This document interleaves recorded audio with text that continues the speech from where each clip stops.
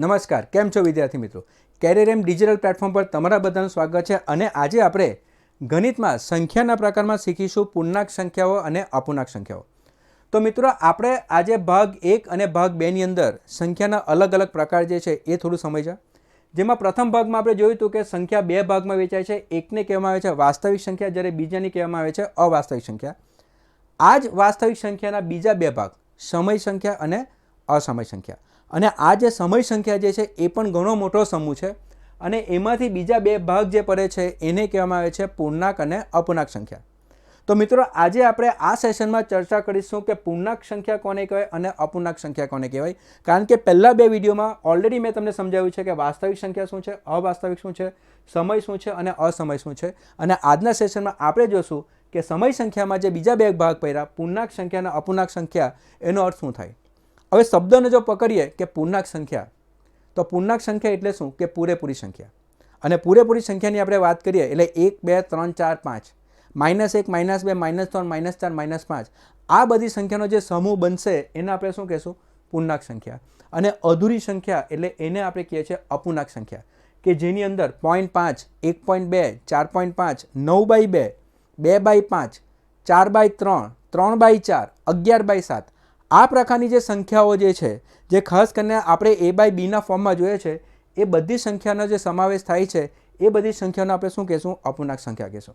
તો મિત્રો, થોડું જોઈએ આપણે કે એની વ્યાખ્યા શું છે. તો પૂર્ણાંક સંખ્યાની વાત કરીએ તો પૂર્ણાંક સંખ્યાને ઇંગ્લિશમાં કહેવામાં આવે છે ઇન્ટીજર્સ, અને એનું ચિહ્ન જે છે એ છે Z.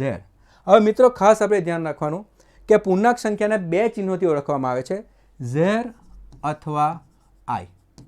તો અહીંયા અગત્યનો પ્રશ્ન એ જ બની જાય છે કે પૂર્ણાંક સંખ્યાના ચિહ્ન કયું? તો Z પણ તમે વાપરી શકો, કાં તો એની જગ્યાએ તમે I પણ વાપરી શકો. તો પૂર્ણાંક સંખ્યાનું ચિહ્ન જે છે એ છે Z અથવા I. હવે મિત્રો, એની વ્યાખ્યા જો આપણે જોઈએ ને, તો વ્યાખ્યા આપણે એમ કહેવા માંગે છે, પૂર્ણ સંખ્યાના સમૂહમાં ઋણ સંખ્યા ઉમેરવામાં આવે તો તે પૂર્ણાંક સંખ્યાનો સમૂહ મળે છે.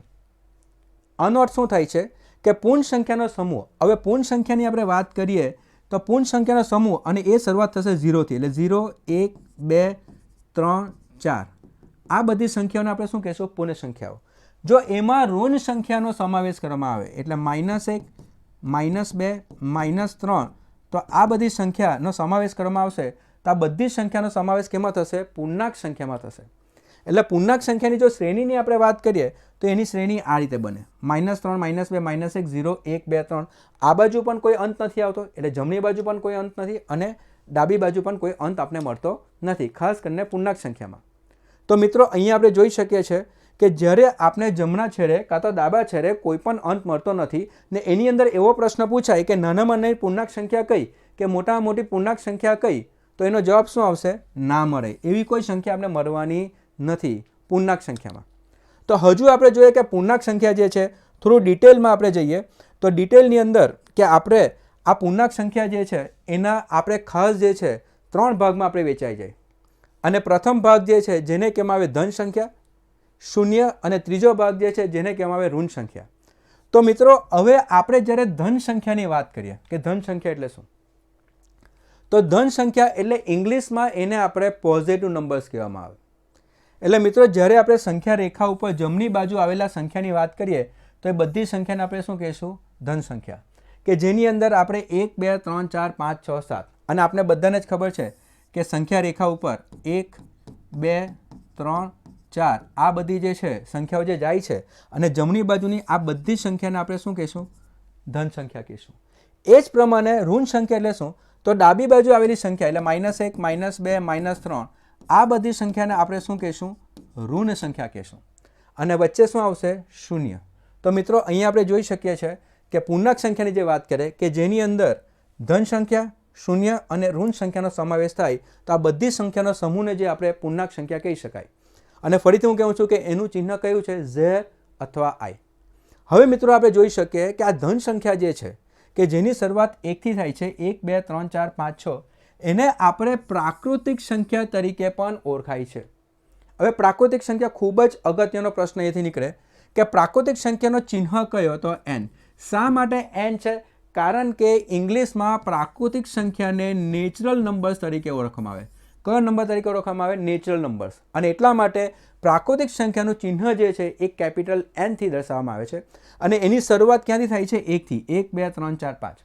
એટલા માટે જ્યારે અહીંયા પ્રશ્ન પૂછાય ખાસ કરીને ક્લાસ 3માં કે નાની પ્રાકૃતિક સંખ્યા કઈ, તો નાની પ્રાકૃતિક સંખ્યા કઈ, તો એનો જવાબ કયો આવશે? 1. ખ્યાલ આવી ગયો મિત્રો? તો નાનામાં નાની પ્રાકૃતિક સંખ્યા જે છે એ કઈ છે? તો 1 છે. તો મિત્રો ખાસ આપણે ધન સંખ્યાની અંદર આપણે ધ્યાન રાખવાનું છે કે ધન સંખ્યાને આપણે પ્રાકૃતિક સંખ્યા તરીકે પણ ઓળખાય છે, જેનું ચિહ્ન છે n, અને નાનામાં નાની પ્રાકૃતિક સંખ્યા કઈ છે? તો 1.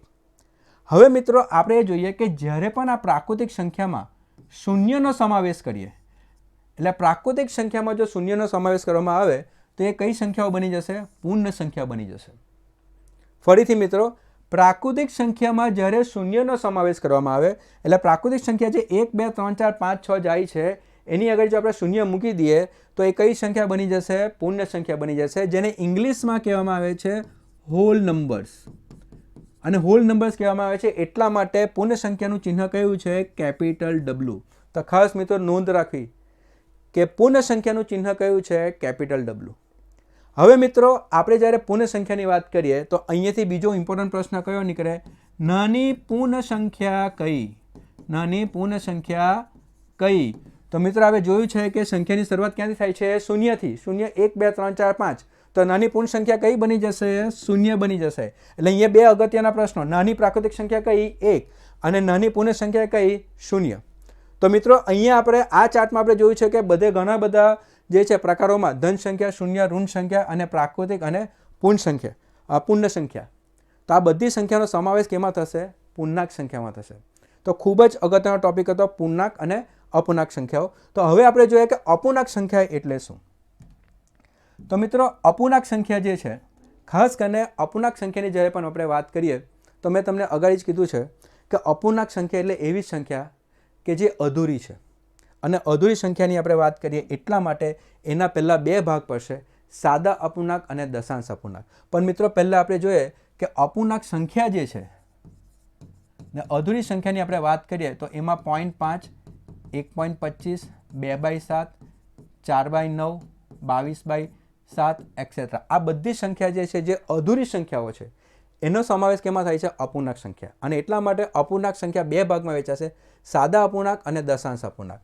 હવે દશાંશ અપૂર્ણાંકની વાત કરીએ તો દશાંશ અપૂર્ણાંકમાં કયા પ્રકારની સંખ્યા આવી જાય? તો દશાંશવાળી બધી જ સંખ્યા એટલે 0.5, 1.25, 3.4, 22.27 અથવા 357.6 આ પ્રકારની દરેક સંખ્યા જે દશાંશમાં દર્શાવવામાં આવે એનો સમાવેશ કેમાં થશે? દશાંશમાં થશે. અને બાકીની જે અપૂર્ણાંક સંખ્યા કરી કે જે 1/2, 3/4, 5/7, 7/11 અથવા 22/3 અથવા 17/5 આ પ્રકારની જે છે જે અપૂર્ણાંક સંખ્યાઓ જે છે એનો સમાવેશ કેમાં થશે? સાદા અપૂર્ણાંકમાં થશે.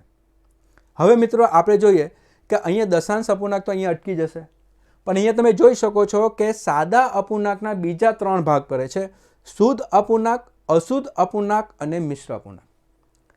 તો મિત્રો શુદ્ધ અપૂર્ણાંક એટલે શું, અશુદ્ધ અપૂર્ણાંક એટલે શું અને મિશ્ર અપૂર્ણાંક એટલે શું?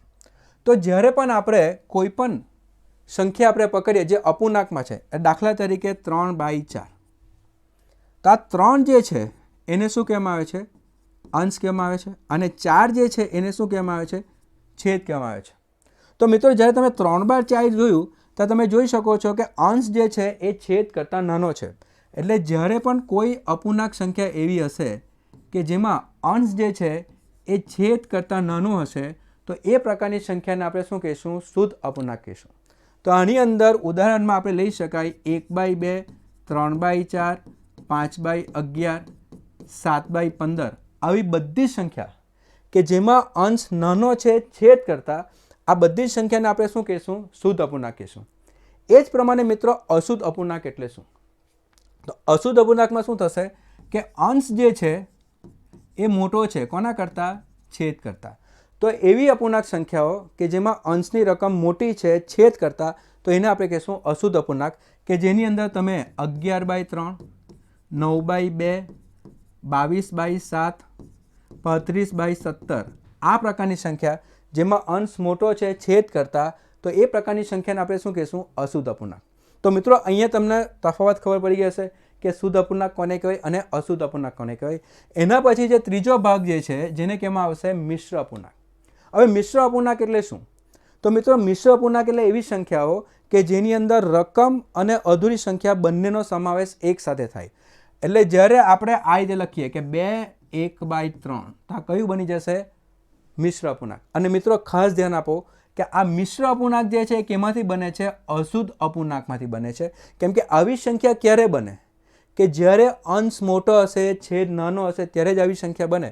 એટલે મિશ્ર અપૂર્ણાંકની અંદર આ પ્રકારની સંખ્યા 2 1/3, 4 2/5, 9 2/3 અથવા તો 11 1/4 આ પ્રકારની સંખ્યા જે છે એને આપણે શું કહીશું? મિશ્ર અપૂર્ણાંક. પણ મિત્રો ખાસ ધ્યાન રાખજો, મિશ્ર અપૂર્ણાંક કેમાંથી બનશે?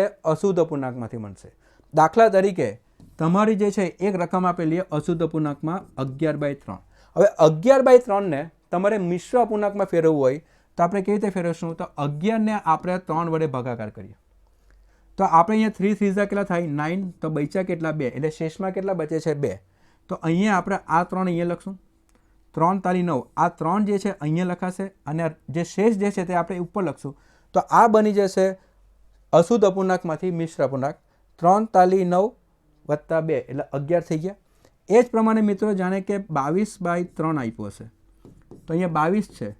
3 7 કેટલા થવાના? 21. તો બચ્યો કેટલો શેષ? 1. તો આને આપણે મિશ્રમાં દર્શાવવું હોય તો અહીંયા 3 આવશે. આ 7 જે છે તે આપણે અહીંયા લખવાના અને શેષ જે છે તે આપણે અહીંયા લખવાના. તો આ બની જશે અશુદ્ધ અપૂર્ણાંકમાંથી મિશ્ર અપૂર્ણાંક. અને આ પણ ખૂબ જ ઉપયોગી છે કેમ કે આપણે અગાઉના ભાગમાં આપણે જોશું કે જેની અંદર પ્રશ્ન ઘણા બધા આવે છે. અપૂર્ણાંક સંખ્યાના સરવાળા આવે છે, અપૂર્ણાંક સંખ્યાની બાદબાકી આવે છે, મિશ્ર અપૂર્ણાંકના સરવાળા આવે છે અને બાદબાકી આવે છે.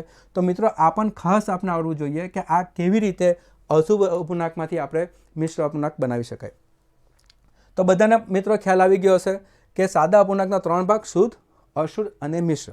હવે આપણે આગળ વધીએ તો આગળ જતાં આપણે જોઈએ કે બીજા બે જે છે કે આ જ અપૂર્ણાંકમાં બીજા જે ભાગ પડે છે એને કહેવામાં આવે છે સમછેદી અપૂર્ણાંક અને વિષમછેદી અપૂર્ણાંક. હવે મિત્રો આ ખૂબ જ સરળ છે. સમછેદી અપૂર્ણાંક. હવે સમછેદી અપૂર્ણાંક એનો અર્થ શું થાય કે એક શબ્દ મળે છે સમ અને બીજો શબ્દ કયો મળે છે? છેદી. સમછેદી એટલે એવી અપૂર્ણાંક સંખ્યાઓ કે જેનો છેદ સરખો હશે એને આપણે શું કહીશું? સમછેદી અપૂર્ણાંક. તો અહીંયા મિત્રો તમે જોઈ શકો છો કે દાખલા તરીકે 2/5, 3/5, 1/5, 7/5 આ બધાનો છેદ જે છે એક સરખો છે, 5 છે. એટલા માટે આપણે એને શું કહીશું? સમછેદી અપૂર્ણાંક. એકદમ સિમ્પલ અને સરળ છે સમછેદી અપૂર્ણાંક. કે જે બધી સંખ્યાઓ, જે બધી અપૂર્ણાંક સંખ્યાનો છેદ સરખો હશે એને આપણે શું કહીશું? સમછેદી અપૂર્ણાંક. એ જ પ્રમાણે મિત્રો વિષમછેદી અપૂર્ણાંક એટલે શું? તો વિષમછેદી અપૂર્ણાંકની અંદર બધા જ અપૂર્ણાંક સંખ્યાનો જો છેદ અલગ અલગ હશે તો એને આપણે શું કહીશું? વિષમછેદી અપૂર્ણાંક. તો મિત્રો અહીંયા જોઈ શકો છો કે કોઈમાં 3/5, કોઈમાં 5/9, 10/11, 8/3. તો આ બધી જે અપૂર્ણાંક સંખ્યાઓ જે છે જેના છેદ અલગ અલગ છે તો આ પ્રકારની સંખ્યાને આપણે શું કહીશું? વિષમછેદી અપૂર્ણાંક. તો મિત્રો ખૂબ જ સરળ છે. સમછેદી જેના છેદ સરખા હશે એવી બધી અપૂર્ણાંક સંખ્યાને કહીશું આપણે સમછેદી અને જેના છેદ અલગ અલગ હશે તો એ પ્રકારની સંખ્યાને આપણે શું કહીશું? વિષમછેદી અપૂર્ણાંક. તો ખ્યાલ આવી ગયો હશે મિત્રો. તો મિત્રો હવે આપણે આગળ જોઈએ તો આપણે જોયું છે કે આપણે જે બધી સંખ્યાઓની જે પ્રકારની આપણે વાત કરી અને હવે આપણે સેશન 1, સેશન 2 અને સેશન 3 એટલે વિડીયોમાં ભાગ 1, ભાગ 2 અને ભાગ 3 ત્રણે જો સમાવેશ કરવામાં આવે તો આપણો આખો ચાર્ટ જે છે સંખ્યાના પ્રકારનો રેડી થઈ જાય. અને આ ચાર્ટ પર બી આપણે ખાસ ધ્યાન રાખવું. તો મિત્રો અહીંયા જે છે ખાસ તમે જોઈ શકો છો કે ફરીથી આપણે એકવાર રિવાઇઝ કરી લઈએ કે સંખ્યાના પ્રકારની વાત કરીએ તો સંખ્યાના પ્રકાર પ્રથમ 2 ભાગમાં વહેંચાશે જેને વાસ્તવિક સંખ્યા અને અવાસ્તવિક સંખ્યા કહેવામાં આવે. હવે વાસ્તવિક સંખ્યા ફરીથી રિવાઇઝ કરીએ એને અંગ્રેજીમાં શું કહેવામાં આવે છે? Real numbers. એટલે એનું ચિહ્ન શું છે? R. અને વાસ્તવિક સંખ્યા એટલે એવી સંખ્યાઓ કે જેને તમે સંખ્યા રેખા ઉપર દર્શાવી શકો. એટલા માટે વાસ્તવિક સંખ્યાના બીજા 2 ભાગ સમય સંખ્યા અને અસમય સંખ્યા. સમય સંખ્યાને અંગ્રેજીમાં રેશનલ નંબર્સ કહેવામાં આવે છે અને એનું ચિહ્ન કયું છે? Q. અને આ જ સમય સંખ્યાના બીજા 2 ભાગ જે આપણે જોયું પૂર્ણાંક અને અપૂર્ણાંક સંખ્યાઓ. અને આ પૂર્ણાંક સંખ્યાની આપણે વાત કરી તો પૂર્ણાંક સંખ્યા 3 ભાગ ધન સંખ્યા, શૂન્ય અને ઋણ સંખ્યા. જેમાં આપણે અગત્યનું જે હતું કે ધન સંખ્યાની અંદર પ્રાકૃતિક સંખ્યા એટલે ધન સંખ્યા જ આપણી પ્રાકૃતિક સંખ્યા પણ કહેવામાં આવે. અંગ્રેજીમાં એને નેચરલ નંબર્સ કહેવામાં આવે છે એટલે એનું ચિહ્ન કયું છે? N. અને શરૂઆત ક્યાંથી થશે? 1થી. 1 2 3 4 5 એટલે નાનામાં નાની પ્રાકૃતિક સંખ્યા કઈ બનશે? 1. એ જ પ્રમાણે જ્યારે આ પ્રાકૃતિક સંખ્યામાં શૂન્યનો સમાવેશ કરવામાં આવે તો એ શું બની જશે? પૂર્ણ સંખ્યા. તો આ પૂર્ણ સંખ્યા જે છે જેને ઇંગ્લિશમાં હોલ નંબર્સ કહેવામાં આવે અને એને ક્યાંથી દર્શાવવામાં આવે? કેપિટલ W થી દર્શાવવામાં આવે અને એની શ્રેણીની શરૂઆત થશે 0થી. 0 1 2 3 4 5. તો નાનામાં નાની પૂર્ણ સંખ્યા કઈ બની જશે? 0. તો બે અગત્યના પ્રશ્ન જે મેં તમને આગળ સમજાવ્યા હતા.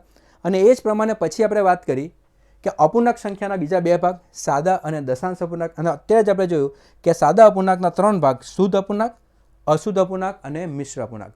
તો મિત્રો જે પણ વિદ્યાર્થી ક્લાસ 1, ક્લાસ 2 અને ક્લાસ 3ની તૈયારી કરે છે એને આ ચાર્ટ એમના માટે ખૂબ જ ઉપયોગી છે. બરાબર આ ચાર્ટને આપણે સમજવાનો અને પ્રશ્નના જવાબ આપવાના.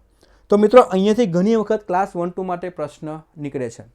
ખાસ કરીને જે આપણે કહી શકાય કે દરેક પ્રકારની સમય સંખ્યા અને અસમય સંખ્યા જે છે એનો સમાવેશ કેમાં થશે? વાસ્તવિક સંખ્યામાં થશે. એટલે દરેક પ્રકારની સમય સંખ્યા તો વાસ્તવિક સંખ્યા છે જ. ખાસ ધ્યાનથી સમજો. દરેક પ્રકારની સમય સંખ્યા એ વાસ્તવિક સંખ્યા છે. દરેક પ્રકારની અસમય સંખ્યા એ પણ વાસ્તવિક સંખ્યા છે. પણ દરેક પ્રકારની વાસ્તવિક સંખ્યા એ સમય સંખ્યા છે એવું કહી શકતા નથી. કારણ કે દરેક પ્રકારની વાસ્તવિક સંખ્યા ખાલી સમય સંખ્યા હોઈ શકે એવું શક્ય નથી. એ અસમય પણ હોઈ શકે. તો મિત્રો આવા બધા કન્ફ્યુઝિંગ વાળા ક્વેશ્ચન જે છે એ ઘણી વખત ક્લાસ 1, 2માં પૂછાય છે. એટલા માટે જે છે આપણે આની નોંધ ખાસ કરીને આપણા મગજમાં રાખવી અને આ ચાર્ટ જે છે પૂરેપૂરો ગોખી કરવાનો જ્યારે પણ તમે પહેલું ચેપ્ટરની તૈયારી કરો ત્યારે. એ જ પ્રમાણે બીજો એક પોઈન્ટ તમને કહું કે સમય સંખ્યા, પૂર્ણાંક અને અપૂર્ણાંક. તો દરેક પૂર્ણાંક સંખ્યા તો સમય સંખ્યા છે જ અને દરેક અપૂર્ણાંક પણ સમય સંખ્યા છે. પણ દરેક સમય સંખ્યા એ પૂર્ણાંક સંખ્યા છે એવું કહી શકાતું નથી કારણ કે એ અપૂર્ણાંક સંખ્યા પર હોઈ શકે. તો મિત્રો આ બધા જે નાના સવાલો જે છે જે આપણે કન્ફ્યુઝ કરે એના પર આપણે જે છે ધ્યાન રાખવું.